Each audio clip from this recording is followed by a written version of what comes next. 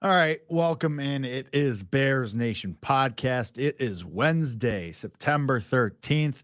And after a long and arduous and terrible recovery process from the last 72 hours, we are ready to preview week two.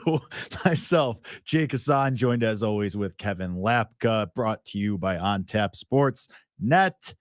And we kind of started to get into this game a little bit on Monday as we are doing our grieving and our burying of the Bears. But now we're going to get right into it. We're going to break down the Bears week 2 game against the Tampa Bay Buccaneers in Tampa Bay against Todd Bowles and Baker Mayfield, who, by the way, are 1-0 and beat the Minnesota Vikings. By the way, you are also 0-1. You lost horrifically to your rival. Kevin Lapka, how are we doing? We're good. The question I have for you Are is we? yeah, we're okay. We are. We're okay. I think the energy is better. The energy is up a little bit more than it was the last time. I'm feeling a little bit better, right? You go back, you watch some film, you read over some things, and you find some ways that this can be rectified. But the question I have for you is what percent over are you from last Sunday? Are you not there at all? 0 to 100? 100 being completely over it. What percent over are you? Well, I think that depends on your definition of what over it means. You're ready to move on and win this game and see that this could be a 1-1 team after, Sunday. I'm willing to hear the argument that this could be a 1-1 team. Do I still have concerns from week 1 though? Am I still feeling not great about the state of the team? Yeah, I'm not just gonna go fly into week 2 and be like, "Yep, here we go. All right, we're back." You know what? Whatever. That was that was an what is the word I'm looking for? Am I an idiot? I don't know what word you're looking for at all. Wow, my brain is just broken right now. That one was just the week 1 was just separate. Week 1 is just independent, not know. Independent, whatever. An anomaly. There we go. There you go. Well done. Thank you. Week 1 was an anomaly. I'm not going to say that because there are real concerns. It could be you said this on Monday. We could be 3-4 weeks from now and say that week 1 was an anomaly. Maybe Luke gets his head out of his ass and there's a distinct evolution and step forward for the passing game. Maybe. But right now, as we sit here on Wednesday the 13th, still 3 days, 4 days, whatever, however you want to count it, before the week 2 game, before you can even attempt to get to 1-1, I still have concerns. Yeah. How over it are you? You're 100% over it. No, I'm not 100% over it. Like I said, I can't walk it back. It has to linger. Sure. It has to linger a little bit, and it will linger, especially because you don't see this team until week 17 and 2. Well, technically week 18, but the 17th game of the season in January. Your opportunity, if you win a couple of games, right? If you go on a little streak, say they won 4 in a row, probably won't happen because of the Chiefs game. But other than that, there's a lot of winnable games in the other portion of the schedule. Say you were 5-2 by week 7. I think that at that point, a lot of Bears fans are gonna be all right, give us the Packers again. We figured things out. Let's see this team again. I have a feeling Jordan Love probably is going to struggle a little bit more than what he did on Sunday in these next couple of games that they have. So that's the part that makes me think that it's going to linger a little bit just because you don't see that team for a while. But again, going through everything, I think there's a lot of things here that are fixable, and easily fixable. And that's what we're going to walk through today. There is ways that they can come out on Sunday and look like a completely different team in a lot of facets. And there's ways to fix that. We don't know if they're going to fix that. We don't know if they're going to do that. God, we pray that they do. And that's why we say that this game is arguably more significant to our valuation of the team than last week. But I think there's a lot of ways that things can be rectified. And, I'm standing up right now in the studio if you're watching on YouTube because I'm ready. I'm ready to rock. I'm ready for another week. I just can't. I can't accept that this season is chalk after 1 week. I can't I get so excited for Sundays. I amped this team up for so long this offseason. And it's not to be even fair, just you weren't that. the only one. I wasn't the only one. It's not even just that. It's when you go to bed on Saturday night, you want to be excited for what's possible on Sunday morning for the Bears, right? Sure. Just naturally as a fan of the team, you look forward to the games. I don't want to sit here and be the Bears got to play on, because that's how it felt last year when you were in the midst of a 10-game losing streak and you knew you were gonna lose and you were intentionally losing. You're kind of well, what were you watching for? You were still watching for Fields, but that didn't make you that excited. I want to be able, and I want everyone who's listening to this to be able to go to bed on Saturday night and think there's a chance we see a different team on Sunday against the Buccaneers, and we see a team that is what we thought they would be for the entirety of the offseason. So that's what we're here to do. Well, that's what I'm here to do. You, on the can't- other hand, are going to be like, no, go to bed. It doesn't matter. They're going to lose on Sunday. It doesn't matter how you feel. This is such a distinct turn. This is such a distinct flip in Kevin Lapka's just tone, attitude, inflection from 48 hours ago. And it's really, really funny, to be honest. But that's what you're on this podcast to do. That's always been your thing. And that's why we love you. Okay. I mean, should I just let you go? Should I just let you cook right now? I mean, and get started? No, there's just too much to. If you let me cook, I won't stop. You know what I mean? You won't get an opportunity to All right, speak where would you like just to let start me then? cook. Where would you like to start? Let's start with Justin Fields here, and not even into the X's and O's. I just want to say this is what needs to happen with Justin Fields on Sunday. Obviously, a lot of different things as far as, hitting open receivers, and everyone's watching the tape breakdowns, and DJ Moore is open on the corner route and he took the check down. Why is this happening? Why is that happening? Sure, we can get into that. Justin Fields from the first play of the game needs to be a tone setter. Justin Fields is a player who, throughout college at Ohio State, throughout his first few years in the NFL, he's always been a player who's been very good at handling pressure. He's been a player who's been calm, cool, and collected in the highest of moments, the national championship, the biggest, Ohio State, Michigan, right? Sunday Night Football, whatever. It doesn't matter. Justin Fields has always been a player who doesn't really crack under pressure. He's always been calm, cool, and collected, and he kind of gives off that energy to the rest of the team. He says, hey, no moment's too big. We're going to kind of just play our game and not do too much, it feels like, right? Like, you're just going to do our thing. Reject that mentality on Sunday. You're playing the Buccaneers. It's a noon kickoff. This isn't the biggest moment in the world. Like, go out there and be a freaking tone setter. Like, take that first play of the game, 4 verticals shot down the field. I don't care if it's intercepted. I don't care what happens. You have an opportunity to draw pass interference on that play. You have an opportunity to push the safeties back on defense, something you didn't do at all on Sunday. First play of the game, he should go up to Luke Getsy and say, we're taking a deep shot to Darnell Mooney. We're taking a deep shot to Tyler Scott, maybe a guy who kind of, surprised the defense. Well, that's a like it's odd. Like, they have some decent, corners on Tampa. Like, if you're having Carlton Davis lined up man to man on DJ Moore, I don't know. Like, that's a decent cornerback. But if you just say, hey, Tyler Scott, no one's expecting that guy to go. Bottom line. All right. I don't know why you're laughing. All right. Because let me cook. Just going to Tyler Scott talk. Well, why not? I said that week 1. But first play of the game as your redemption play to get back in the win column is just, it's so Kevin Lapkin. It's very funny. Anyway, please. Continue. You're ridiculous. This is what you got to do. You got to find different ways to win. It didn't work last week. Tyler Scott had 1 reception? Why not? This is what good teams do. Xavier Gibson, undrafted rookie for the Jets, won them the game on Monday Night Football. What's wrong with using a little rookie action? Anyway, I saw a clip of Derek Carr this weekend talking to, I don't even know who the offensive coordinator in New Orleans is anymore, but he was talking to the offensive coordinator. They were up 1 with 2 minutes left in the game. They had seen something they liked. He goes up to the offensive coordinator and says, we're running a go out to Rashid Shaheed to win the game. I saw something I like, and he goes up to Rashid. He says, just go, just run, just go. They run the play. He beats his guy in man coverage, throws a dot, Titan or Saints win. It seals the game. I want Justin Fields to go up to Luke Getsy and say, Darnell Mooney, DJ Moore, Tyler Scott, whoever it may be, running a go. Go up to that player, tell him, we're running a go, first play of the game. We're going to set the freaking tone against the Tampa Bay Buccaneers, and just boom, the entire tone of the game is different. And I went back and watched the tape, and then we'll throw it to you here. I honestly believe, Jake, if they get the first down on the first possession, I don't want to say they win the game, but it is a drastically different game. Like, when you have 2 plays you only had to get 1 yard, and they run that dumbass Cole Kmet QB sneak, and then they run the other sneak where Fields tries to jump over the pile, that killed everything. Yeah, I said that on Monday. Yeah, I mean, and throughout the week, I just kept thinking about how loud that stadium was. I mean, it was loud. Yeah. I mean, I had to listen on the radio for the first couple of plays of the game, come back from a baseball game, and I could barely hear Jeff Joniak and Tom Thayer. Yeah. And once I got back home and watched the TV, I was like, this is astonishing. I haven't heard it this loud in a while. You can't kill that momentum. There's going to be a lot of Bears fans down in Tampa. They have to score first drive. They have to set the tone. And whether it's Tyler Scott or Cole Kmet, I don't care who it is. Bayless.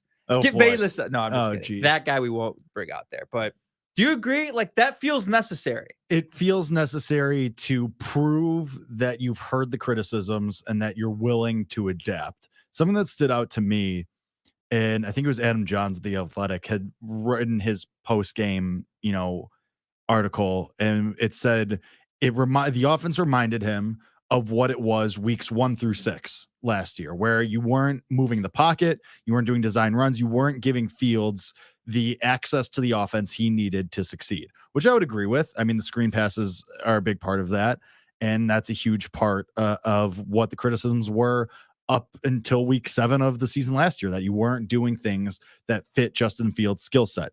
So I do agree. I think that you have to have a plan to come out firing and come out strong and make a statement, because if you don't, like, if you're then that's going to remind you of each of the last 2 regimes where it seems like the coaching staffs just kind of put on horse blinders, put on earmuffs, and they said, nope, we're not going to listen to anything else. We're going to keep just banging our heads against the wall and trying what we think for our system, despite the quarterback. And what really, again, looked like for weeks 1 through 6 last season too. So you have to prove that you're still willing to adapt and you're still willing to mold everything around your quarterback and his strengths. And so, yeah, I completely agree with that. I mean, if this game opens, I have a horrible feeling. Like, what happens if this game starts? Let's say the Bears get the ball first, and it's screen pass to start. What happens? That's going to be the most difficult, because that is flashbacks to, like I said, each of the last 2 regimes where it's like, nope, we're just going to keep trying it. Yeah. And we're just going to keep trying it until it works or until we get fired. And guess what happened each of the last 2 regimes? Yeah. Everybody got fired. So, I mean, that's going to be very concerning to me, like almost to the point where I'm expecting it, of first offensive play of the game is a screen pass. I'm almost expecting it. I mean, I would say, but would you already argue that after like 1 year and 1 game of this regime and this offensive staff, that they've shown a little bit more ability to adapt game to game than the previous? Like, it's hard to say, because you're right. Like, we didn't really see that until week 7 last year, but we did see it at some point. Right. Whereas in the first regime, we never, like, it was nothing. It fears me a little bit. I actually have it written in my note: no screen passes until the second quarter. Like, how about it all? I mean, because there's a time and place for a good screenplay. Like, it's a very good play to run if you set it up correctly. I mean, the 49ers expose teams on a weekly basis with screen passes. They just don't do it every play and on the first drive. But yeah, it fears me a little bit, but I have more faith. I have more faith that this regime is more capable of adapting than the previous. That's fair. I mean, that's completely fair. And I mean, we'll see what happens. It's a big prove it game. Oh yeah, it is. It's, and I know we said that about week 1 too, but it's a big, like, prove you can bounce back, prove you can adapt, prove that you can make adjustments. And if you don't, like, if you lose to Todd Bowles and Baker Mayfield, I mean, it's not good. It's not going to be good. Yeah, I mean, you can't lose. You can't. I don't want to even call it a must-win game, but that's what it is. That's what it is. I'm sorry. Yeah, like, that's what it is. Like, you can go through the stats of teams making the playoffs at their 0-2. Like, I don't know. I wouldn't even want to be in a place to do that, though, at that point. You know what I mean? Like, you're gonna do it if that happens, because that's what you always do. You will do it. You'll tweet it. I'll probably tweet it. Yeah. But you got to win this game. This is a must-win game, and that's why I say you got to set the tone. Like, you just from the jump, man. Like, you cannot let them dictate the pace of this game, especially a team like that with Baker Mayfield and the type of team that they have and the expectations around them. And sort of like, it was weird because there was a lot of Bears players who were talking about sort of this idea that they needed what happened on Sunday, almost in reference to, like, all the hype in the offseason. Had to be humbled. Right. Which is, like, ridiculous because you won 3 games last year. But to an extent, it is logical. Like, and we talked about our fear about that, right? Like, didn't we mention that, like, can Fields, like, live up to the pressure and the expectations of MVP candidate and potential, like, division sleepers? You did bring that up. All that stuff. I think you brought it up in our season preview. Yeah. Yeah. So, like, I don't know, maybe there's truth to that. Like, maybe the players really did see it that way. And at home against Green Bay without Rodgers, like, they were riding their high horse and thought they could, win this game with ease, and kind of got, surprised a little bit. Maybe that's true. And that's not acceptable. Don't get me wrong. Like, there's not an excuse for that. That's unacceptable. But maybe that's just the objective reality of it. And now, you got humbled, you move on, and you play from an underdog mentality. Now they're 3-point underdogs in this game, which is flipped. It flipped. It started at 3-point favorites, and everyone's like, "What are you doing? Putting money on the Buccaneers?" And it's changed. So that's actually a really good spot to bet the Bears. Honestly, like when you think about Week 1 overreactions and Sure. stuff, like perfect spot to bet the Bears, especially because the Vikings are like a prime team for regression. Like the Buccaneers winning wasn't like a shocking revelation, but yeah, man, set the tone. Don't like, you can't let the Buccaneers dictate the pace of this game. You just can't do it. Do you think we're going to be able to see it almost right away? Because, and people have been on Twitter. I mean, Brian Baldinger, a couple other, guys, like people who go on Twitter and break these things down. A lot of people crushing, not even, and we talked about this guy a little bit on Monday, like, but other players, Chase Claypool and others, though, like sleepwalking through the game. Chase Claypool was the most egregious by far. But there were other players pointed out that they're kind of just like going through the motions. It almost feels like the outcome, and I say almost, like this obviously is not true, but it almost feels like you'll be able to see how this game is going to go leading up to the game. And if like these players seem to have more of a sense of urgency and like they actually like care more. There's, of course, the Bears as an organization are going to go put Fields up there, and like put DJ Moore up there and Tremaine Edmonds and TJ Wars and the guys who like obviously care and obviously who are like faces of your team and who are going to kind of go for that. Like, yeah, of course we're motivated. Yeah, we've been working on it all day. They're not going to put Chase Claypool up there. They're not going to put, Andrew Billings up there. They're going to put the guys that they know will show a positive side of the team. But I feel like the first couple plays, if not even before the game, you'll be able to tell from like body language, player attitude, like how this is going to go. The first couple plays of the game, you think? I mean, I mean that you're not. I mean, yes.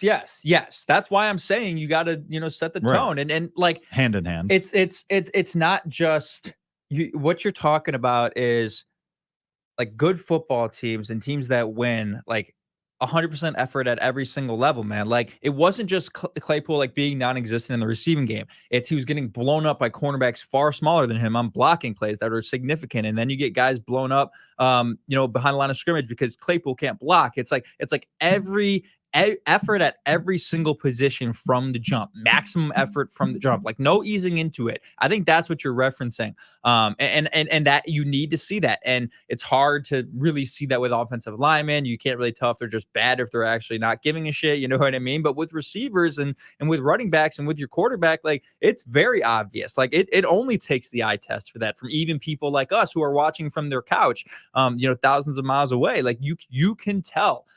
So yes, I agree with you. Like it has to happen at every level. And Chase Claypool, man, like that's great. It's not great. And it almost feels like we know Matt Eberflus is like let's go back to his first couple months with the team. Loafs, the hits principle, things we haven't really talked about in a while. Like what Chase Claypool did and what some of the other players on the team did on Sunday, like completely went against everything that Matt Eberflus stands for.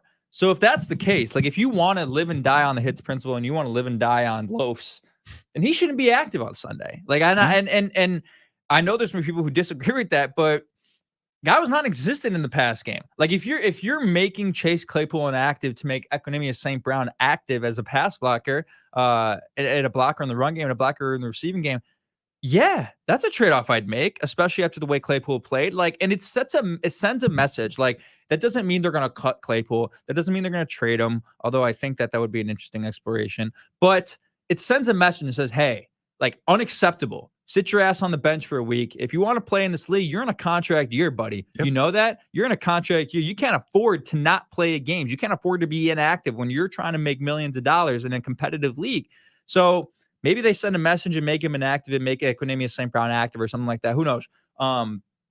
But I agree with you. It has to happen at every level from the start. Defensively, too. We don't know if they're going to get the ball first. Tampa Bay could very well get the ball first, and you have to set the tone defensively. Send the dog, send the blitz, do something, right? Even if it's without Kyler Gordon. So I am 100% in on that. Which we should talk about that. Kyler Gordon, hand injury, still no updates to my knowledge. He's not going to play. It doesn't seem like he's going to play. Its hand was heavily wrapped after the game. Eberflus was very ambiguous about his comments regarding Gordon after the game. I mean, we talked about this and before the season, like injuries, just how you're built as a team, you're not particularly deep at any position except maybe linebacker, but like you're not particularly deep anywhere where you can get away with this, especially Kyler Gordon, a guy who you were expecting to break out. Now it's Baker Mayfield and it's the Bucs, but so really it's Evans and Godwin are the two that you're worried about, and you have, I mean, I guess Tyreek Stevenson. It's still, he was always on the outside. I don't know what I was about to say, but he played well, but now he's like really going to get tested. So, I mean, maybe you can get away with losing your nickel corner for this week, or your slot corner, whatever you want to call it, but still not great. Still not what you want. But one thing that I want to bring up, how do you want the running game to function this week? Do we want Rashawn Johnson for the majority? Yep. I think we do, right? Yep. That's RB1, man. It's funny that it took us a week to get to that point, but like we thought it would take multiple weeks. I didn't think it happened in the first year. I didn't. Yeah. I mean, and look, I was, when Rashawn Johnson was drafted, right? Mm-hmm. Like, I wasn't that excited by the pick just because I thought his role would be different. You did bring up, though, at the time, the possibility, because I think it was you, we talked about at least the fact that he was behind Bijan Robinson, who went obviously in top 10 and looked awesome in week 1, but that people had raved about Rashawn Johnson as a guy that was just as explosive and was just as talented. But, it's just that Bijan was on this ultra upper tier that is like, seems to be all the hype is worth it. But that Rashawn Johnson was also really good too. And, something that stuck out to me was like Nick Costos on Monday was like, yeah, Rashawn Johnson's your best running back by far. And that guy has been watching and analyzing football for 20 plus years. So it's like, and I agree, because like Khalil Herbert is great as like a gadget, big play threat, but Rashawn Johnson's a man. Like he's a man. Like, and it shows. And I love like all the bands on the arm. That's always awesome to me. Like it's just like just makes sweatbands. Yeah, like just Plus makes you like 10 in huge. intimidation. Yeah, 100%. I love it. Does it too. So yeah, I think that obviously we want the passing game to take a step and a leap this week, but I think if you want to set up the run, I think Rashawn Johnson's your best option. You want to talk about guys, man? You want guys who are difference makers. Like, is D'Onta Foreman a difference maker? Is he good? Yeah. He had a couple first down runs. Yeah. Like, that's a guy you're going to use and he'll be effective. Khalil Herbert, yeah, like big play threat, screen passes, right? Like he's the primary target on those plays. There's some, particular passing downs with your running back. Like, yeah, difference makers, tone setters, right? Got guys who win you football games. Rashawn Johnson might be that guy more than D'Onta Foreman and Khalil Herbert are. Like we saw that when he's running over Green Bay Packers players for first down. Like those are the plays that you need when he's pass blocking extremely well as a fifth round or whatever, fourth round rookie, right? Like those are the types of players that you need on offense. Those are the types of guys that you want in that first drive when you talk about setting a tone in the first drive. Like that's how you get it. And I think like I truly do think he'll be RB1. I think he'll show up and he'll be out there with the first unit on the first play of the game. Like Matt Eberflus is just so keen on all of these different things. At least we believe, right? Like I just mentioned with the hits and the loafs and all of that stuff, and like setting a tone and like energy. And I think he's just a guy that embodies that. And that's not new. That's something that they've talked about from the moment they drafted him. They said, we believe that this guy's, great character guy, great teammate, great locker room guy that we believe is going to be, I believe they termed it foundation of the franchise. Like that's the types of phrases that were going around Rashawn Johnson. So if he's the foundation of franchise, then he should be RB1 on Sunday. So yeah, with the running game, I mean, it was hard to evaluate that. Like the running game wasn't terrible. Like that wasn't the problem. Like it wasn't like they had a problem setting up the run game and that didn't set up the pass. Like they actually ran the ball relatively effectively. So I'm not too concerned about that. This Tampa Bay defense, when you're talking about their ability to stop the rush, they're a top 4 defense. I'm looking at the wrong stats here. 7th in opponent yards per rush last week. Wow. The 28th in opponent rush play percentage. So the Vikings are rushing very, sparingly. Obviously, they throw a ball a ton of that offense with Kirk Cousins. 13th in opponent rush yards per game. The Vikings only ran for 92 yards against Tampa Bay. So this is a pretty good rush defense, actually, in Tampa Bay. And we know that they have some big bodies up front with Vita Vea and Elijah Vera Tucker, and, or not Elijah Vera Tucker, sorry, Kalijah Cansey, who is our big guy we loved in the draft from Pittsburgh. They have some guys up front, and then their linebackers, of course, are one of the best linebacking units in the NFL. So they're going to get after it. So honestly, like, I just don't think that, like, I think Roschon Johnson will be out there, but the game plan is not ground and pound. The game plan is not let's establish the run. Like, it just can't be the game plan. Right. Yeah, I know you have to make a statement, like we've been saying the whole time. Like, you have to go out there and punch them in the mouth and set the game tone right away. All right. Do we actually think any of this is going to happen? I do. Yeah. Yeah. I mean, we're going to hear Luke Getsy talk, I think, tomorrow on Thursday. And I mean, he's going to get asked these questions of, like, 100%. The first question is going to ask is why did you do that? What happened? And then the next question would be, are you going to change it for this week? And I have no idea what he's going to say. Like, neither do I. It has to be something, though, where it's like, yeah, like we're going to go more vertical. Like, he has to say that, right? He has to say it. Has to. And sure, advantage over the opponent by disclosing things. Sure. Like, does it really matter? Like, does it? Like, I mean, if you're Tampa Bay, you're probably kind of expecting it anyway. Like, I don't want, like, that's one of the things I hate the most. When, like, oh, we're not going to say anything because we don't want to give the opponent an advantage. Like, these teams have enough people in the building and are smart enough to know what you're probably going to do anyway. Anything that you say in a press conference isn't going to change the course of the game. Like, I'm sorry, it's just not. Like, in the event that they really are not telling the Buccaneers about the Kyler Gordon injury, like that, like, they probably know. You had a cast on his hand after the game. That guy's not going to play on Sunday, probably. And even if he does, like, it's not that much of a difference that's going to change the course of the game. Like, I would rather them just be honest, and I'd rather him just be humble and have some humility, and just say, look, man, the game plan last week was unacceptable. The game plan was terrible, and it's not going to look the same this week. We're going to do some vertical passing. We're going to go down the field. And maybe if you tell them that, if you do want to do the whole competitive advantage thing, maybe then at that point, the Buccaneers hear it and they, and they say, all right, this is what they're going to do. And then they play their safeties deep and they play a lot of cover four and they leave the flats open and you get guys like DJ Moore the ball with, a lot of open space. Maybe that's what they do, right? But I do think Luke Getsy is going to change something this week. I just can't believe that he would be stubborn enough not to do it. And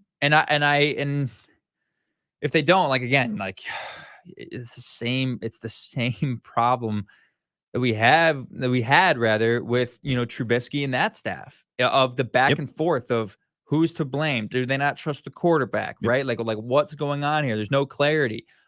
So I just think they just got to, man, they got to send it. They got to take the shots, and Justin Fields has to be in Luke Getsy's ear, and Luke Getsy has to be in Justin Fields' ear and say, hey, man, I don't like. Justin Fields is an aggressive quarterback with the ball typically too. Like, his next gen stats and aggressiveness, like last year, were like, and even his first year in the league, were, up there in the upper echelon of the league as far as him trying to fit the ball in those tight windows. Like, I don't think the issue is Justin Fields not willing to throw the ball to guys down the field. Like, that hasn't really been the issue. It was an issue last Sunday, but I don't feel like that's a constant theme in his game. But yeah, man, you just got to send guys deep. And to reference the Bear, man, like, this should be the great TV show. I finished season 2 a couple weeks ago. Like, such a good, like, so fantastic. Good. Unbelievable. But like, on the game, on the play sheet should be let it rip. Like, that should be the phrase. Like, Justin, let it rip, man. Like, if the guy, like, just let it rip. We're going to send guys deep for you. They're going to be open. We have good playmakers on offense now. Like, you have guys who can make plays for you. You don't even have to worry about throwing them open. Like, they're going to be open. Let it rip. That's the term. That's my key of the game. Cliche. Let it rip, Justin. And I think Luke Getsy is going to let him do that. I hope. Maybe I'm just optimistic as hell, probably. But, like, just let it rip, bro. All right, I want to talk about the defense really quick before we get into our bold predictions and regular predictions, and then we do our score predictions. There's a lot of predictions. Anyway, I want to talk about the defense really fast. It is Baker Mayfield. It is Todd Bowles. It's a not super intimidating offense until you look at the receivers. Like Mike Evans looked really good. So you have to definitely try and jam them more, right? Mhm. Like way more than you did against Green Bay. Like you have to have Jalen Johnson on Mike Evans like he's paint on the side of a house. I mean, obviously can't leave Chris Godwin to just roam either. Like there definitely has to be a shift in the defensive game plan as well. 100%. You have to make Baker Mayfield uncomfortable. And Baker Mayfield doesn't really run particularly well. I mean, he's mobile, but like, he's not taking off on you. So you should be able to make him uncomfortable and get after him a little bit more than you did against Jordan Love. Yeah, I mean, you have to. I mean, we talked about it on the post game show. Find ways to bring pressure. Obviously, we know the guys up front aren't going to do it that much. Yannick Ngakoue is going to do his thing, but you don't trust those guys to get consistent pressure. So, have some creative looks defensively. Send Jaquan Brisker. Send, Jalen Johnson on a corner blitz or something. I don't know. Do something creative. You got to find ways to get pressure on this guy. You just have to. Like Baker Mayfield looked fine. He can win you some games. He won you that crazy game with the Rams last year, right? Like he can win you some games, but this guy can't destroy you under pressure. This guy's not going to pick you apart if you put some pressure on him. Maybe if he has a clean pocket all day to throw, he might be able to do some things because he got some really good receivers. But if you get this guy flustered, like that is a player who crumbles. Like Baker Mayfield, the story of his career is he will crumble. Like he will, if he makes one mistake and you continue to send the dogs over and over and over, it will pile on. And this is the opportunity to be 3-4 takeaway game if you do that from the jump. And that's what they have to do, man. Give and like we said last week, give Zach Pickens and Gervon Dexter the opportunities. You have no reason not to. The guys up front aren't getting any sort of pressure. So that's the game plan for me defensively. Like you got to find ways to get Tremaine Edmonds in the backfield. I mean, that's one of the, the more versatile players in the NFL on the defensive side of the ball. I mean, all they were doing on Monday Night Football was talking about how the Bills were going to be on defense without Tremaine Edmonds. Like the amount of times that was brought up is like filling the shoes of Tremaine Edmonds and all those things. Like this is a guy who's so integral to your defense, and he played fine last week. He had 2 tackles for loss. Again, he looked okay in the past on pass defense, but like, get this guy into the backfield, man. Send him on some blitzes. Like, do some creative things, please. Because if you just leave your guys in zone or you leave guys on an island with time to throw with Mike Evans and Chris Godwin, you're going to get beat. Like, Jalen Johnson's a good receiver, but Mike Evans is Jalen Johnson's a good corner, but Mike Evans is a better receiver than Jalen Johnson is a corner. Same with Tyreek Stevenson and Chris Godwin, right? Like, obviously, Tyreek Stevenson's a first-year rookie, and Chris Godwin's a veteran in this league, Pro Bowl receiver. Like, you can't let those guys be on an island against 2 of the better receivers and one of the better receiving tandems in the NFL. So you got to get pressure on Baker Mayfield. And the theme for me last week on defense was no takeaways, right? Yep. Nothing. No attempt at it, right? Like barely any passes defended, right? Like nothing. No takeaways. Weren't going after the football. Didn't look aggressive. That's the marking and the making of this defense, man. That's the foundation of this defense. We might let up a lot of yards, right? And that's fine. I don't give a shit if you're the 20th, worst run or pass defense in the league from a yardage standpoint. Who cares? The Chiefs were probably like that last year, but they get takeaways. They make plays in the biggest situations. They prevent you from scoring in the red zone. Those are the things that matter. Those are the things we need to see on Sunday. Get some takeaways. If you win the takeaway battle on Sunday, you win a game. You win this game by 7. You win this game by 10. I truly think if you do it early too, I mean, Baker Mayfield historically, like he has meltdowns. He'll unravel. Like if you could force a first quarter interception or fumble or something, he'll spiral. Like Baker Mayfield will completely fall apart. And then, the game is yours for the taking at that point. So I agree with you completely. Like you need to force some turnovers, force some takeaways. All right, let's get into it. Bold predictions. Kev? Oh, it's hard. This is a hard one. You know what I mean? This is a hard one. I don't even remember what mine were last week. They were not, whatever they were, they didn't happen. Yeah. They rarely happen anyway. We should probably track these the rest of the way. We probably should. Yeah. You want to track them? All sure. Right. I'll put them on the Instagram graphic. Also, Jake is 1-0 already. Somehow, some way. Shocker. Can't believe this. Longtime listeners of the show will not be surprised by that at all. I think Robert Tonyan scores a touchdown this week. Last week would like to see more of Robert Tonyan in this game for sure. I got to check the snap counts from last week. I thought I saw something that said Robert Tonyan had 4 snaps last Sunday. It's not great. Don't know if that's true. Who is it? Is it Fishbane or Leisha that usually does? Yeah, The snap. Fishbane. Can you be on the Bears Nation podcast research team for me? About how many snaps Robert Tonyan played? Just kidding. I found it. I'm just faster than you. 4 snaps. It's not great. Robert Tonyan had the same number of snaps as Trent Taylor. He had 1 less snap than Mercedes Lewis. He had 3 less snaps than Kari Blasingame. Maybe that's another thing. Kari Blasingame only 7 snaps. I mean, when you signed this guy, when you brought Luke Getsy in, all this talk was, Kari Blazingame's the difference maker in this offense, right? With all this about the I formation and the different things we're going to run and his power, outside zone off, all these different things. 7 snaps, 9% of the snaps, interesting. But anyway, Robert Tonyan. Yeah, he was kind of dealing with an injury. Maybe that has something to do with it. He should be fully healthy this week. This is a guy who's so versatile. He's a decent blocker. He's a great pass catcher, great red zone threat for you, right? I mean, they tried to target Cole Kmet one-on-one. It didn't work last week. Why is this guy not in the game more? I don't understand. I think maybe it's a health thing. I think they're going to get him in the game. He's basically a wide receiver in the pass game. Like, he's kind of that build. He wears number 18. Like, what that's not a tight end number. That's a wide receiver number. I think Robert Tonyan is going to get utilized this week. I think he's actually a significant difference maker in this offense in the ways that they can use him. And even if he's lined up as a blocking tight end, they can check something and flex him to a wide receiver based on the defensive alignment. Like, he's just that versatile. Robert Tonyan, going to get in the end zone, going to be a difference maker. That's my one bold prediction. I will say I agree that Robert Tonyan, when he was signed, like, we were excited.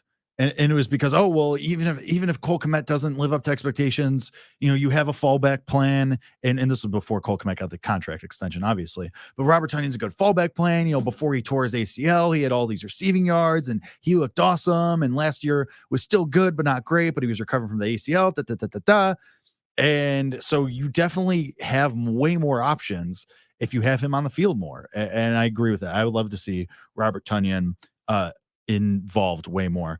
I'm going to go defensive. I'm going to say that come Monday morning, the words either locally or nationally have at least been uttered of Jaquan Brisker, defensive player of the year conversation. Oh my God. I'm going to say he has an interception and a sack, has an unreal game.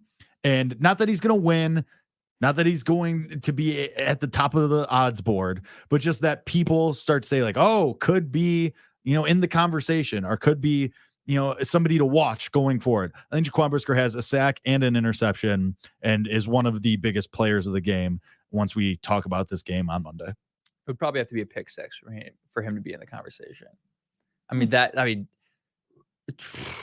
Man, I hope you're Pro Bowl. Can we do Pro Bowl? We'll do Pro Bowl. Defensive player of the year is outrageous. Sack and interception combo, though, from a safety, it's decent. Micah Parsons already won the award. Well, yes, but that's why I'm saying he's not going to win, but yeah, sure. Anyway, I agree with that. And something about Jaquan Brisker that was going around the internet yesterday, Dan and Lawrence and 6-7 score. Love those guys. They asked him about what he thought about the booing. He says, I wish the fans would be a little bit more patient. We were still in the game. It was only the second quarter. A whole bunch of people made a whole big thing about that. Oh, he doesn't understand. We have all the right to boo. We paid all the money. Yeah, sure. Yes. The guy's a second-year player, man. Like, he's not aware of all the pain that you've been through for 38 years. He's been here for a year and 1 game. You know what I mean? Like, of course he's going to say that. I just saw there's a bunch of people fed up about that, and it's goddamn ridiculous, man. He's a second-year player, and he's not wrong to an extent. He's not objectively wrong. It was the second quarter. You were down 1 and you were getting booed. Yeah, that would piss me off if I were a player. I don't care how much money you paid. It's a 1-point game. We might not lose at that point. Also, the defense wasn't the problem at that point. Yeah, the defense wasn't the problem either. He's not really the one getting booed. Yeah. With the offense, they held the Packers to 6 points in the first, or 10 points in the first half. It was just fine. Anyway, any other bold predictions for you? Anything crazy? No anything crazy. I would just like to see a clean game. I can't even get my brain worked up for bold, crazy predictions. It's just do a little bit better. But one thing that I want us to start doing every week is I like that we did it last week. Let's just predict the line for Justin Fields and see what happens and see what happens. I'll track this too, but I mean, he did throw the ball. They let him throw the ball, 20-something times? Oh, more than that. It was like in the 40s, man. Or it was completions was 25 for 40 or something like that. Yeah. So I mean, granted, again, back to what we were saying, it's all screen passes and they weren't true throws, but at least I guess a little bit more faith in them getting the ball out of his hands. 37. I don't know. But regardless, 37. still a step in the right direction, I suppose. So I'm going to say Fields, because you're going to have a tough time running the ball this week against that, Tampa Bay front. I'm going to say Fields ends 22 for 30 for 217 and 1 touchdown. They lose the game if that's his stat line. Probably. But if it's going to be a rock fight slugfest, because it could be a low scoring game. I hope not. So, I mean, even if Fields only puts up this kind of whatever mediocre stat line, if you want to call it, like this could very well just be a rock fight game that ends 13-10. Yeah. Be gross, but that's it. Exactly what it could be. I hope not. It's kind of funny though, now that you say that, like if we were to show someone, who didn't watch any of the games on Sunday, our podcast, and have them listen to an hour of it without disclosing the score, they probably would assume the Bears scored 0 points in that game. Yeah. Probably. They scored 20 points. Sure. Like the Bengals scored, the Giants got blanked on Sunday Night Football. Like the Bears scored 20 points. They outscored half the league on Sunday. You know what I mean? Like again, yeah, we have to recognize the significance of the loss and all that. Say it over and over and over. But that just is baked into the whole overreaction from week 1. Like they were 15th in the league in scoring. They're in the top half of the league in scoring. All right. They didn't get blanked by the Packers. They weren't the New York Giants. They weren't the freaking, Bengals. So I just want to say that. Line for Justin Fields. 280. 31 for 44. Oh. They're going to throw the ball all freaking day. 3 touchdowns. I knew you were going to say 3. You always say 3 touchdowns. I didn't say 3 touchdowns last week. I'm pretty sure you did. I don't think so. You always say 3. Well, guess what? Would you like to throw rushing stats on there for Justin Fields? I'm going to say 63 yards and another touchdown. 72 yards. 72 yards. He's going to break a big one next week. He's going to break a big one. 72 yards, 280 passing yards. Probably the best fantasy player of the week. I'll put it that way. Okay. I just and this goes into the bold prediction. Another bold prediction I had. Like first drive of the game, there will be a play of 30 plus yards. Like there will be some type of big play on the first drive of the game. Like they're going to take a shot. They're going to do something down the field. I know I said that's a possibility. I think it's going to happen. I think Justin Fields is going to have a big day. Like what if it's a screen pass? Huh? What if it's a screen pass? Then it doesn't count. Okay. It doesn't count. Fair. Screen passes don't count. I agree. I already said that no screen passes until the second quarter. I can't see it. I don't know if I have too much faith in this offense, but this offense is too talented, man. Like at least the skill players are, and the offensive line we know isn't great, but just if you get Justin Fields on some rollouts, if you don't look absolutely incompetent, if you don't make logical plays at the goal line, this is an offense that can score 30 points. They should have done it last week. They had multiple red zone opportunities that they turned into field goals that were pretty close in the red zone, that they ran ridiculously logical plays in that should have been touchdowns. Like that was an offense on Sunday that was so cool. Like I know it didn't feel that way, but like they were close to scoring 27, 30 plus points in that game. Agree. Like it can easily happen. So I think this is a big day for Justin Fields. I think he does come out and let it rip. I think he's fed up. He's had enough of this bullshit. He's going to let it rip. 280 yards, 3 touchdowns, 72 rushing yards. Okay. And your score prediction for the game. Bears win, score. Now, don't say it like that. Because then you invalidate me. Don't invalidate me. You're invalidating me. You go first. You want me to go first? I want you to go first because I want to fight you. Okay. I do think that the Bucs are still frauds. I still don't think that this is a very good team. But Bears win 20-14. It's going to be an ugly game. Yeah, that's gross. Yeah, it's going to be a very ugly game. I mean, yeah. That's disgusting. I mean, it's not the worst thing in the world. It's not the worst thing in the world. But I mean, like, it's Baker Mayfield and this Bears team, and like, it very well could just be just a gross slog of a game. Do you walk away from the game feeling any different about the team? From my prediction? Yeah. Or just in general, whether that prediction's right or not. There's a chance, yeah. I mean, if you go out there and stomp them, yeah. Yeah. Is a 6-point margin enough for you to feel that way?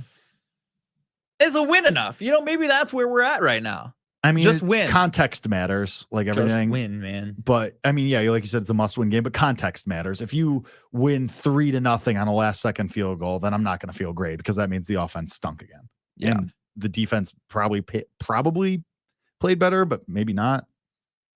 Yeah. I'm with you. I think they win this game by more than that. Shocker. I think they you did just say that Justin Fields gets 3 touchdowns. Not by more than that, but I think they win. I think they score more points. But I also think the Tampa team scores more points. I think that they win this game 27-21. I think the defense is going to allow some big plays. I think it's going to happen. There's enough playmakers on that team. They have a decent offense. It's going to happen. But I think the offense of this team for the Chicago Bears is significantly better overall. They have the better quarterback. They didn't look like they had the better quarterback last Sunday. They're going to have the better quarterback this week. And in most instances, if you have the better quarterback, you probably win. If you're the better quarterback who plays better, you probably win the game. I think they're going to get a couple takeaways in Baker Mayfield. I think Justin Fields is going to keep the ball clean. He pretty much kept the ball clean for the most part last week. Again, just a weird fumble and, forcing an interception late. Like, other than that, like, things were fine as far as keeping the ball clean. I think the Bears win this game 27-21. And I think we kind of come away from it feeling a little bit more like, hey, it was week 1. New team, something to build off. Something to build. Like, what occurred week 1 feels less damaging at that point than it does now. Sure. Like, and that's natural. And again, it's not excusable for everything that happened and all those things that we'll say over and over and over until the end of the year.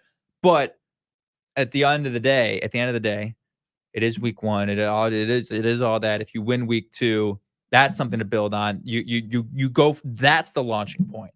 Like, okay, that's behind us. We won week 2. Now we go, right? Now we go to Kansas City. That's something to build off. If you lose this game, you're in some serious trouble. It's not good. It's really not good, especially going to Kansas City. But I think they win 27-21. Bears win. Big day for Justin Fields.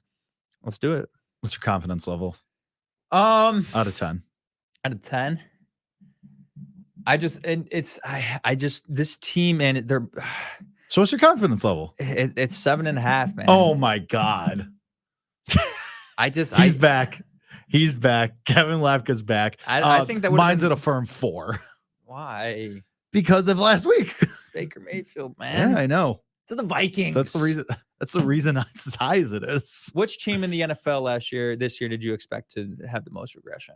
Oh, the Vikings. Obviously. But they lost. Yeah, it's fair. But I'm still at a 4. But I famously am the biggest pessimist on this show.